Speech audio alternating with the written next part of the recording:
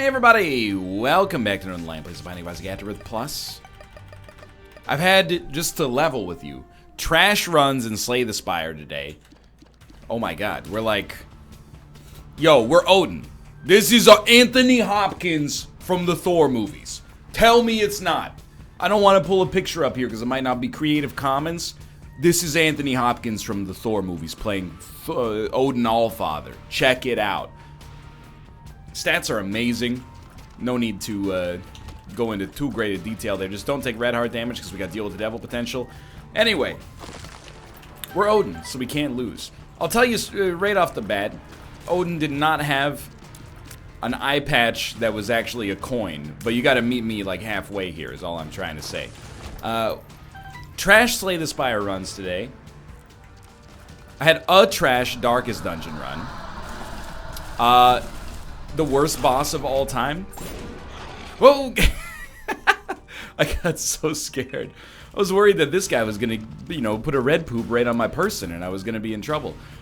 So if we're following the hypothesis of I can only be good at 1 or 2 games, or at least successful in 1 or 2 games at a time, today must be a great day for the Binding of Isaac. That's all I'm saying.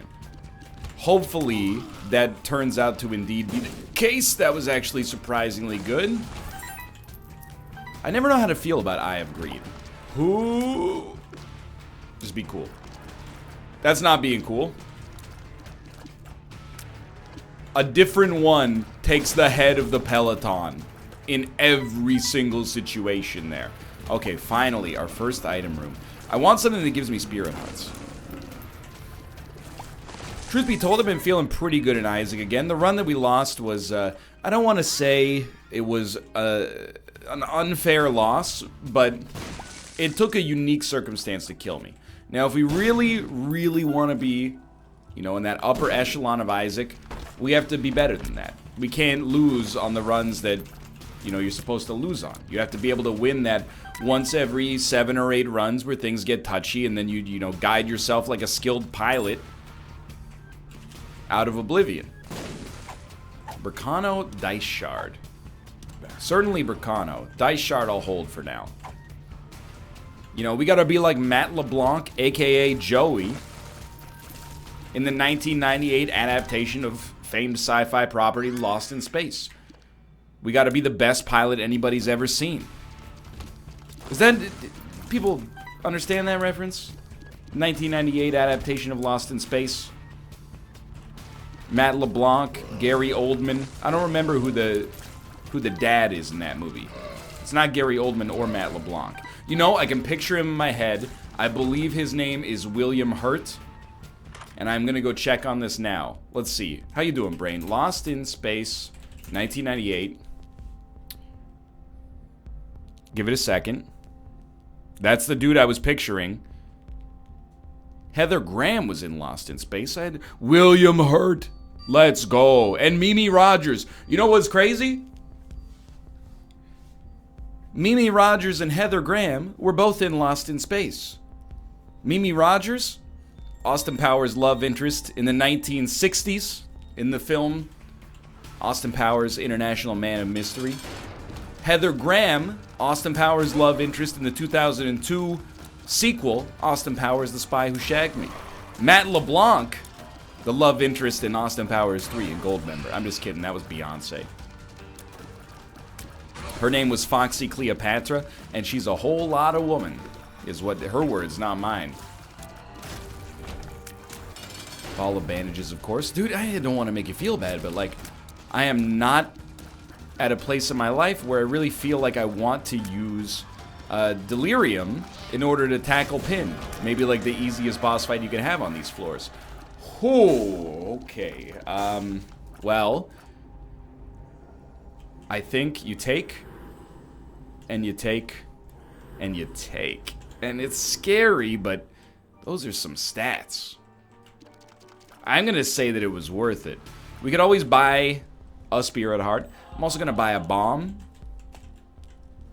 We could have re-rolled some of those, but I actually feel like pretty confident that we did the right thing. Because, well, I mean, this is a great secret room for us as well. The problem was, we wanted the Pact. So if we re-rolled We would have to... You want to take the pact last because it's technically free, or at least half price if you take the other devil deals first. So I think we made the right decision, but, you know, I'll admit, Pentagon is good, maybe even great. It's not quite amazing, but it's pretty... It's an improvement for certain. I'll just use it right here. Yeah, why not? Black Powder would probably be the first one that we would think to reroll, but again, essentially, if you want to think about it this way, we got Black Powder for free. Alright, we got a Monstro versus a Peep. We get to live out our Machinima-esque fan fictions. Our Screw Attack, Goku versus Superman, who would win? 15 million YouTube video views back in 2013. It was a different era. Or was it? Now it would just be, if Goku was in Fortnite, what gun would he be? Not that I'm cynical about the state of the industry or anything like that. Okay, moving on. Another Tears upgrade. This one probably will not manifest, so it's shot speed only. Absolutely, I'll take Spirit of the Night. That gives us maybe like the fastest Leviathan transformation I've ever seen. And I guess I should point out, like, it's fast in terms of the run time of the video so far. It's not really fast in terms of the number of items that we have, like shortest items to Leviathan. Because we've gotten, ooh, careful, in only a couple of floors here, we've gotten more than 10 items, which is just ridiculous. Like, that's an absurd frequency for getting items at this rate. We did get 3 items on our deal with the devil. We've taken every item that's shown up from other areas. I'm okay with Tiny Planet, by the way. I know how to deal with Tiny Planet now. And I have for a long time. I've dealt with Tiny Planet for so long that I used to use it wrong, learned how to use it right, and then used it for so long that I forgot how to use it right again and had to be retaught. That's how, like, this item has been in my life long enough for me to have, like, periods. I have, like, a blue period with Tiny Planet. I have a rose period with Tiny Planet. I don't know anything about art, so I'm kind of just, like, spitballing at this point. I don't know. To be honest with you, I don't know anything about anybody's period. All I know is that once every 28 days I have a little bit of a brown period, personally, and that's all you need to know about that. We do not care about a shop, but we also have no obligation to go particularly quickly here. Wouldn't mind spending a little bit more time up in our consumable game and maybe having a chance at getting something useful on the next floor. Probably not an arcade, I suppose, but, you know, having enough money to get a shop at least. Again, I don't understand I have greed, because, like, I'm gaining and losing money at an alarming rate. It's those coins, dude. When I shoot the coins, we don't always get a return on our investment.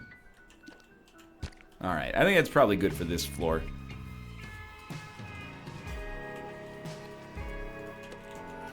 I really think, because here's what in my head, I was like, that's good enough for this floor. But I almost made like a P sound afterwards, I should say. So it was almost like I said, that's good enough for this floor. And I was thinking, as stupid as that sounds, wouldn't it be sick if we called a floor a florp? We should really be reworking the English language on a regular basis. There's a couple of sounds I'd like to remove from the language. For example, I don't consider myself to have a speech impediment. However, I don't like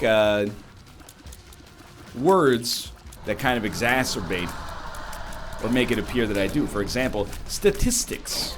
That one's not even that bad. Ethics. You know, anytime you're going...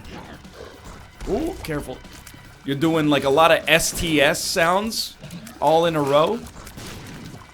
Creates a situation where you sound right. Instead of the phrase statistics, we can use stats. That's fine by me. Following that, instead of ethics, we're gonna say good boy rules. That's... Wait, why are you turning the video off? By the way, in the future we don't say video off, we say video off. That's how we act. You wouldn't understand. It's a future thing. What are your thoughts as we get deeper into the period of the Isaac video where things get a little zanier? What are your thoughts on time travel? Do you think it's ever going to be possible? I'll admit that probably up until, you know, maybe I was 22 or 23, I was like, dude, time travel is definitely possible. Incredibly advanced, but one day, certainly not in my lifetime. That's like so much more complicated than eternal life or something like that. Like, eternal life just cheeses me off, because I'm like, what a waste. Can't you just go in there and add more telomeres to my cells? I don't understand. What's the problem? Hey, that's very good. I'm gonna go check the curse room real quick as well. Time travel's, you know, substantially harder. But now that I've gotten older, I'm like, certainly, I think you could say unequivocally, time travel to the past, which would be our present, let's say, not possible. I really genuinely believe, and I mean, here's the thing. You should take all this with a grain of salt because I'm not an astrophysicist or a physicist or any kind of assist, really. The only thing I am is an assist machine in NHL 18, which is another reason why you shouldn't necessarily trust me when it comes to physical stuff. All I do is press R2, feed the one-timer, and hope that I get one assist closer to getting the dab. But I really do believe, you know, if there were the possibility for time travel to the past, we would meet a time traveler.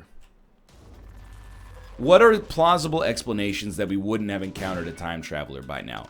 People are incapable of keeping secrets. I think if we got to the point where time travel was plausible, wouldn't that be like one of the first things you, I don't know, I guess maybe you're thinking like Ray Bradbury, Sound and Fury sort of situation. You're like, there's a governing body of time travelers that are like, you can't change anything about the past.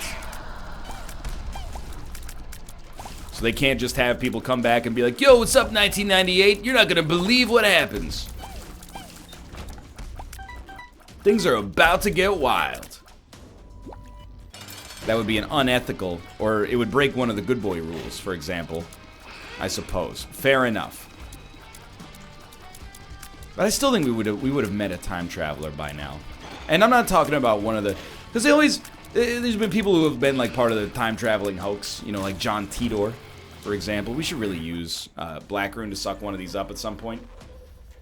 And they're always like, some of his predictions like sort of came true, but not really. So, like, I don't know, the jury's out. No, the jury's not out. If the jury's out on you being a time traveler, you're obviously not a time traveler. That would be like the first thing I would do as a time traveler. I would look up, okay, I'm going back to June 7th, 1998. And then I would be like, here's every sports score with who scored at what time that's going to happen tonight. By the end of that night, you would be like, this guy's legit. The odds of you successfully predicting that would be like 1 in 100 billion or something. Seems like an astronomical number, but it might even be like 100 quadrillion. To pick like the second that every player in a basketball game scored or something like that, you would be clearly a time traveler or not a traveler, like instantaneously. People would know. They'd be like, this guy's for real. But maybe, I guess, it could be like a primer situation. The time at which the time machine is first invented or powered on represents the lowest point, like the earliest point at which a time travel machine could go back to. Because it changes, it's a paradigm shift or something like that. Okay, fair enough. Now we're getting outside of my weight class intellectually, so I don't really know how to respond to that. I just feel threatened, and I just start shouting because in insulting you. What, do you think I'm stupid? Have you ever read a book in your life? That's how I behave when I'm in duress. I'm always amazed though, like, you know, we have this conversation on the NLSS from time to time. If you could time travel, would you rather time travel to the future or would you rather time travel to the past? And I think this is actually like one of those core questions they should ask on like eHarmony or something like that. You can learn a lot about a person. 100% I would travel to the past. And I'm going to give you a detailed reason why. It's so simple. I would travel to the past. Let's just grab it. I would travel to the past to get super, super rich off of the stock market or sports gambling or whatever, you would not only rich, but you would also know what to look out for. You would probably be successful because you'd be like, hey, CNN, check it out. This thing's going to happen next week. And they'd be like, I don't believe you. And then when it happened, they'd be like, get this guy as much money as he needs to predict the news. There's a movie for you. What about a guy who predicts the news? Could be a Bobcat Goldthwait movie. At the end of it, he decides, you know, it's better when the news is a surprise. We live in a non-deterministic universe, or at least we'd like to be under the impression. Anyway, you know, you can spin that out for yourself in Hollywood.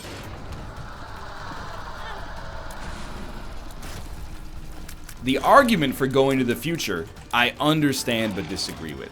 Here's going to the past. You know you're going to live a comfortable life, at least on a logical level, right? You're going to live a comfortable life. You just buy Apple stock, Google stock, you know. You'll be fine. We'll head to the next floor just because, like, we're dominating this right now.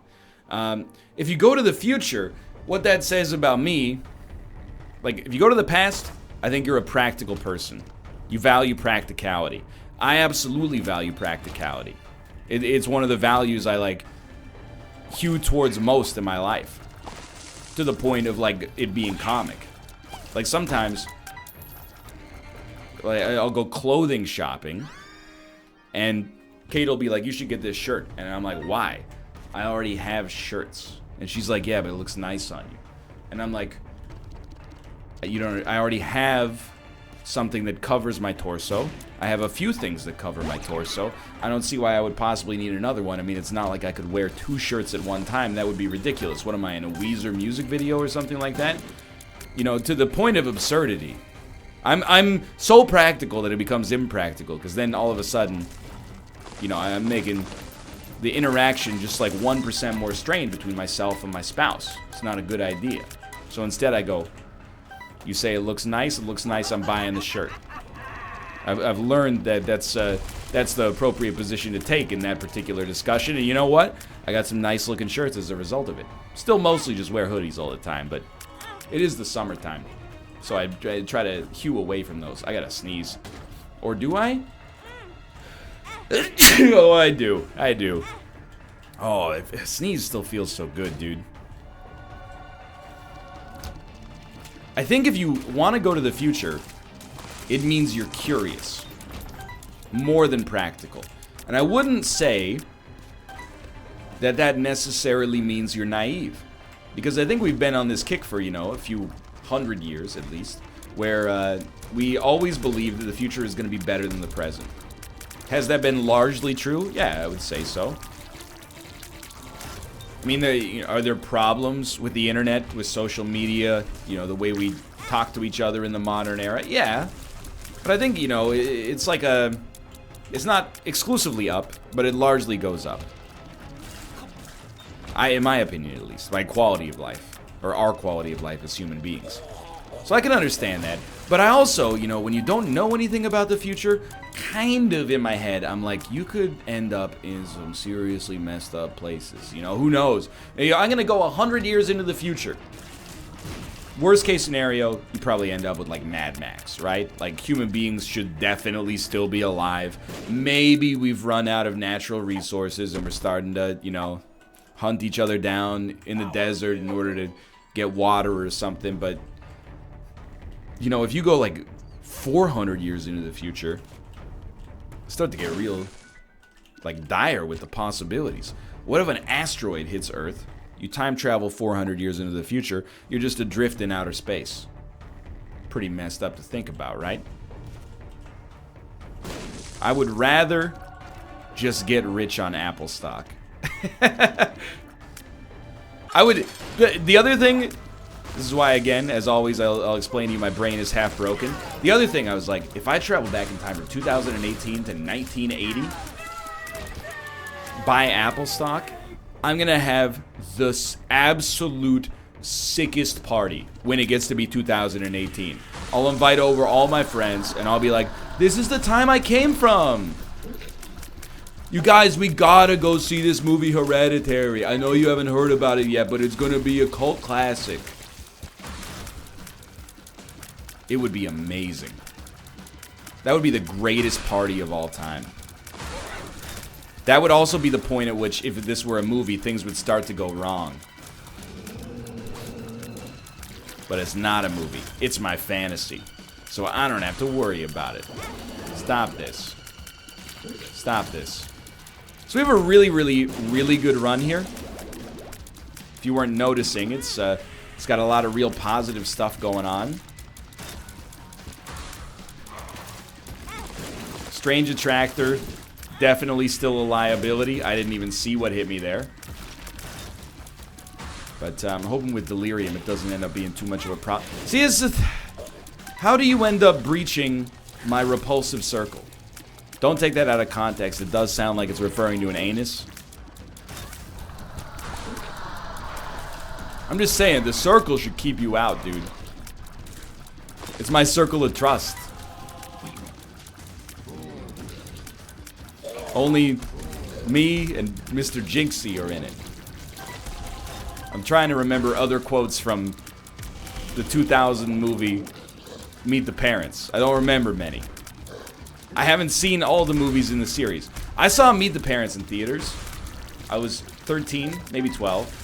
I laughed and I laughed and I laughed. I thought it was hilarious. That might have come out in 2001. Now that yeah, probably. Very funny movie.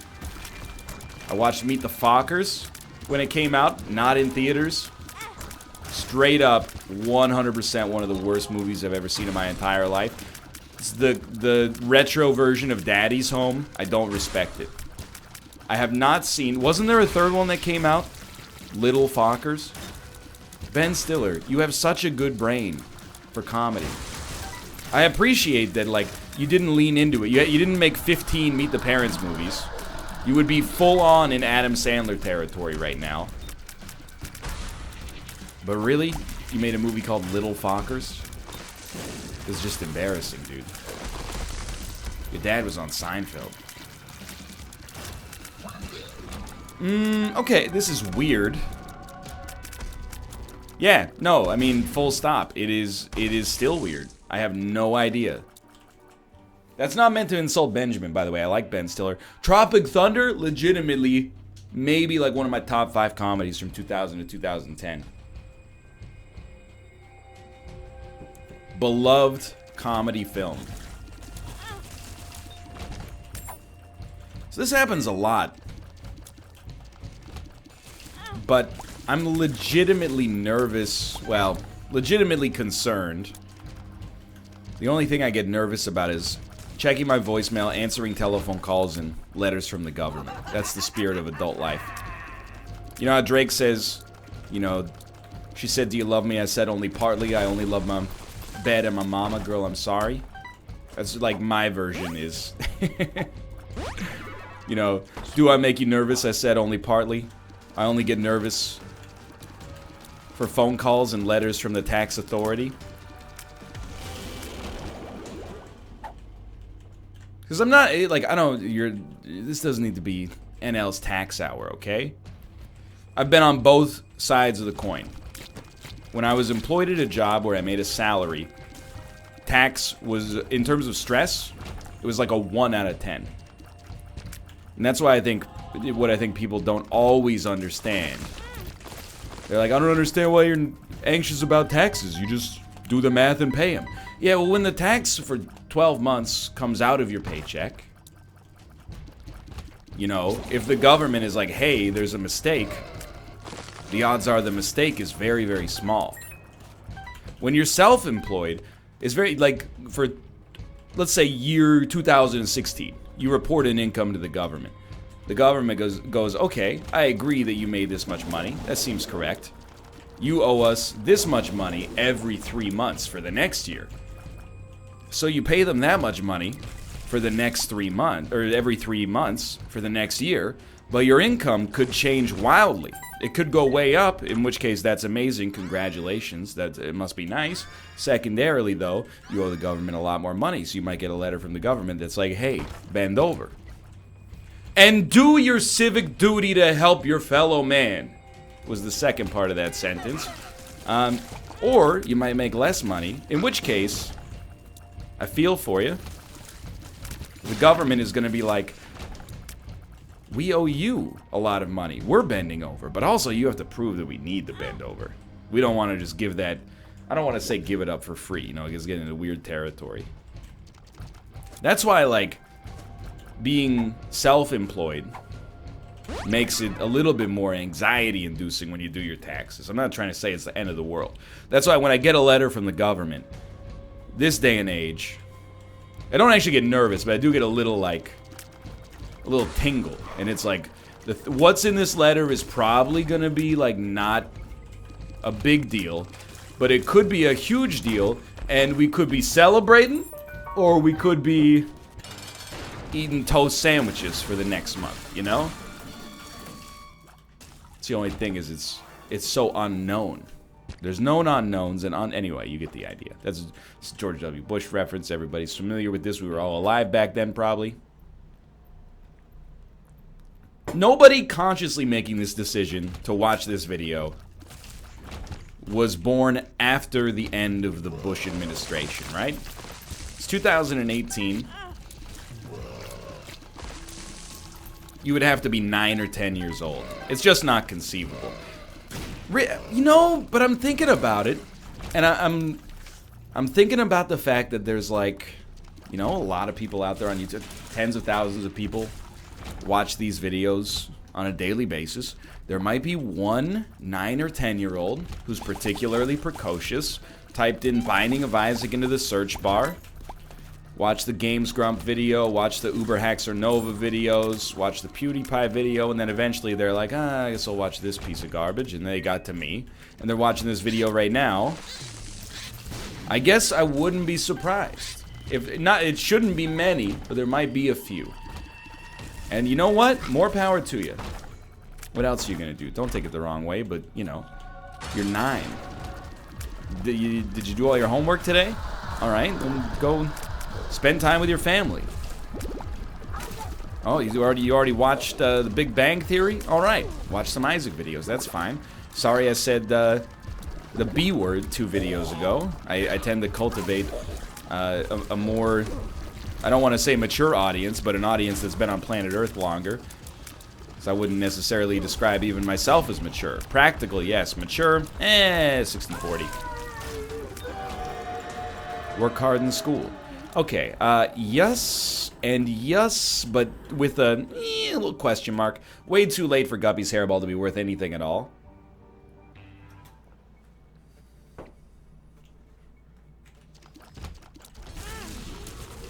Please. Okay, it's okay. And actually, like, the bone heart is worth so much. Were it not for the bone heart, we'd be in a, I don't want to say much. We'd be in a scarier position. As long as we can fill that bone heart, we're feeling pretty solid. So we'll leave these red hearts around. I mean, we can't even pick them up, but we'll leave them around consciously, because they're worth more later. The only thing that has made this run questionable in any way is Strange Attractor. I took it myself. I can't blame the run. But in a way, it's actually, right now, it occupies the sweet spot of a run that's dangerous but will likely win. If the tide turns, then I'm going to start to feel the heat. Hey, mister. Don't do that. But for now, it's like, you know, just enough drama to keep the tension up there without actually, in all likelihood, causing me to die on this run. Hopefully. Oh, you son of a gun. And the idea is that a Thame is going to help us out there too, but hasn't worked out that way so far. I mean, with 0.1 luck, more or less. Help? I thought that was a Tears upgrade, but actually a Power Pill is really useful as well. You know what? I'm going to do it like this. Still going to do it like this, even though our reward was 0.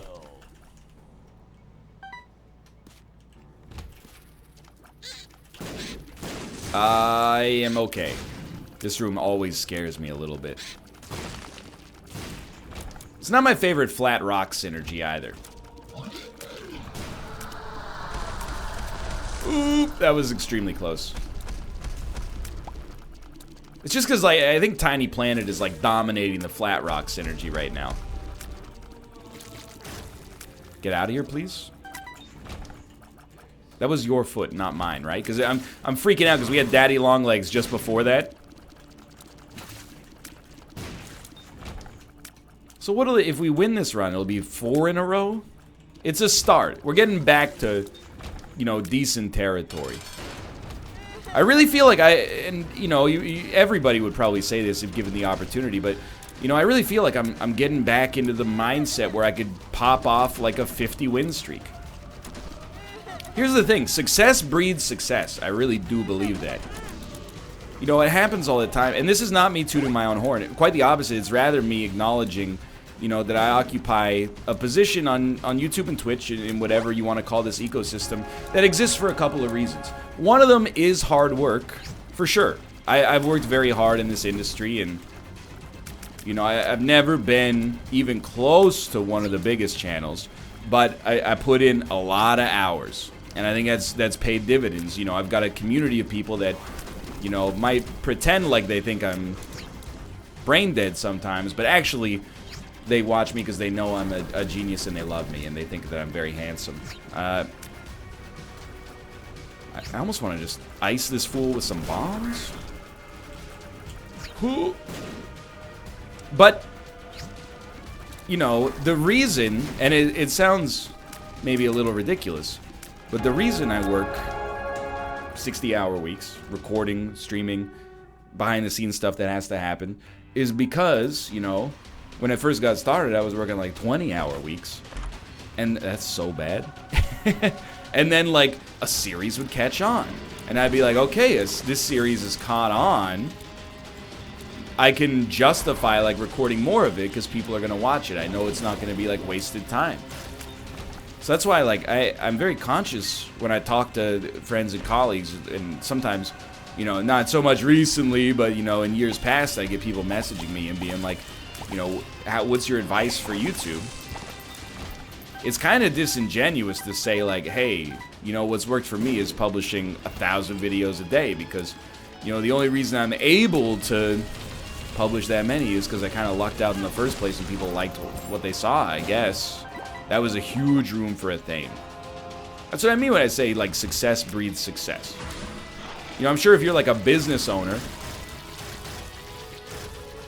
when your business, you know, let's say you run, like, this is so lucky that we found the room here. You open, like, a bakery or something like that, you know? You're working hard at your bakery, having a great time, cooking cinnamon rolls or whatever. Your bakery takes off. It gets, you know, 4.6 out of 5 stars on Yelp. It's very respectable. Revenue's up. You're in a hipster hotspot. You decide, you know what? We're going to open a second bakery. You're probably very busy, but you know what? As a result of the fact that you are successful, that's what allows you to be busy and become more successful in the future, you know? There's not really much point in opening a second bakery if your first bakery's not doing great numbers, you know? You're kind of wasting your time and money. So I think what I mean by that from like an Isaac context is we're looking at this now, you know? Got a little streak build that makes me more invested in the next run. As a result of that, we're going to play a little bit more consciously. Yeah, we're on 4 runs. And hopefully not immediately die and completely invalidate what I was just saying. Anyway, thanks for watching. I hope you guys have enjoyed the episode. If you did, click the like button. Helps a great deal. Of course, subscribe if you want to see more in the future. For now, thanks for watching, and I will see you next time.